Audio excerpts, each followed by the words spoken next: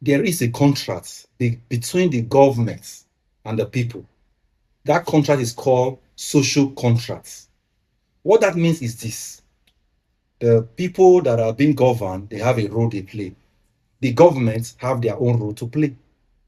And among these roles that need to be played is the role of whose life to be taken. If, for example, a citizen's life is to be taken, the states, the governments, they have the session of governments that can declare, the courts, the judge will come up with a judgment, a declaration that this person should be sentenced to death.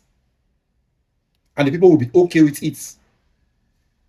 But in a situation where such an important role to unalive somebody, a citizen, which is the responsibility of a state, maybe that citizen took the life of another. Maybe that citizen committed something very heinous.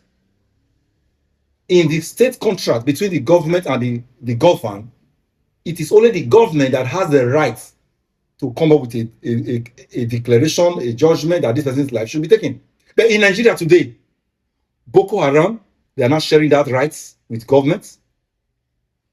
ISWAP, ISIS, Asaru, so many organizations. They now, even recently, we heard that allegedly that Tompolo has his own prison.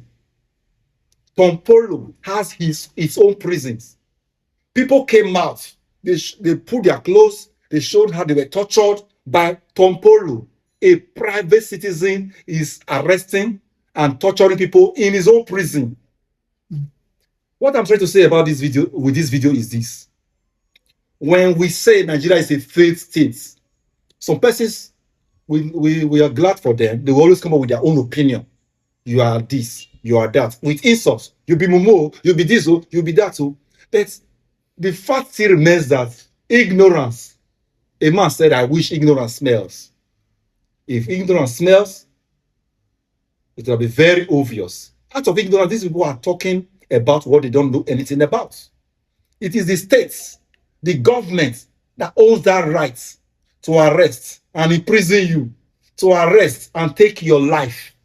No other person has the right. And if eventually something like that happens, it's abnormal, it's a misnomer. The government must do everything possible to make sure that right belongs to only them. That in Nigeria today, you heard the organizations that I mentioned, they all have the rights. They are not sharing that rights with government of the land.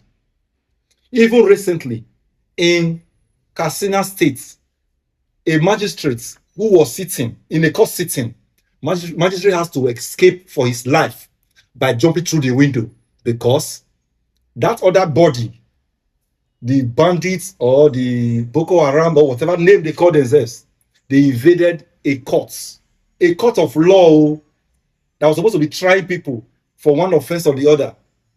Militants, bandits, Boko Haram, they invaded the court to the extent the magistrate who was supposed to come up with declaration, judgment, ruling, has to escape for his own life.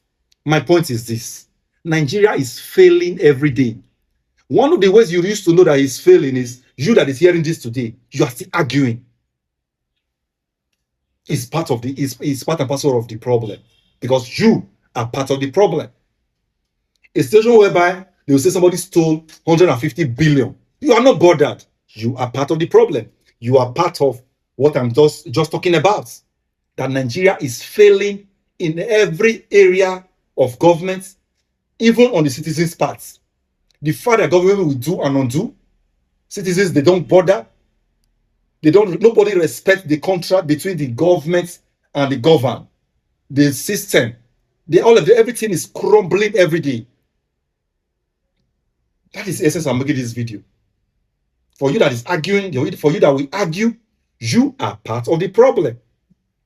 One common thing that's supposed to unite all of us in this country is supposed to be suffering. It's supposed to be hardship. But when you look at the governments, the billionaires, they are united. They are united for a common cause. How come the people of Nigeria, they are not united to kick out this criminality, to kick out these bandits, to kick out this faith state, to say enough is enough to this faith system that we are operating as a system.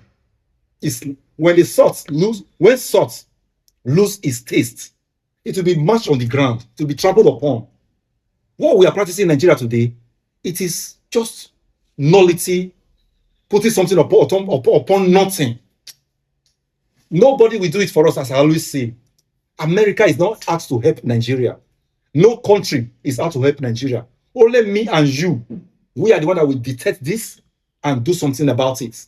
And one of the ways we do something about it, one of the ways we can do something about it is the coming election.